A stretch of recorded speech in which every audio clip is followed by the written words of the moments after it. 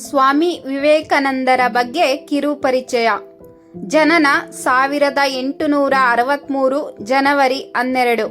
ಜನ್ಮಸ್ಥಳ ಕಲ್ಕತ್ತಾ. ತಂದೆ ವಕೀಲ ವಿಶ್ವನಾಥ ದತ್ತ, ತಾಯಿ ಭುವನೇಶ್ವರಿ ದೇವಿ.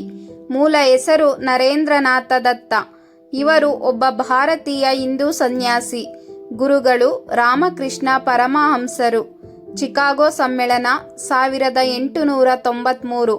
ಪತ್ರಿಕೆಗಳು ಆಂಗ್ಲ ಪತ್ರಿಕೆ ಪ್ರಬುದ್ಧ ಭಾರತ ಮತ್ತು ಬಂಗಾಳಿ ಪತ್ರಿಕೆ ಉದ್ಬೋಧನ.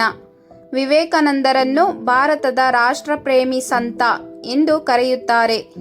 ರಾಮಕೃಷ್ಣ ಮಠ ಮತ್ತು ರಾಮಕೃಷ್ಣ ಮಿಷನ್ ಎಂಬ ಆಧ್ಯಾತ್ಮಿಕ ಸಂಸ್ಥೆಗಳನ್ನು ಸ್ಥಾಪಿಸಿದರು.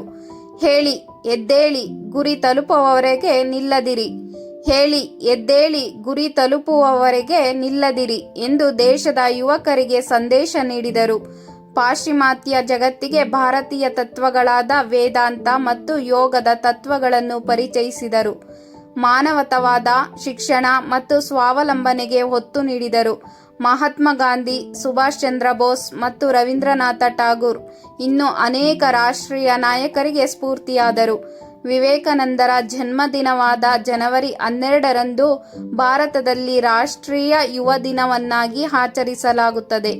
ಎಲ್ಲರಿಗೂ ಧನ್ಯವಾದಗಳು.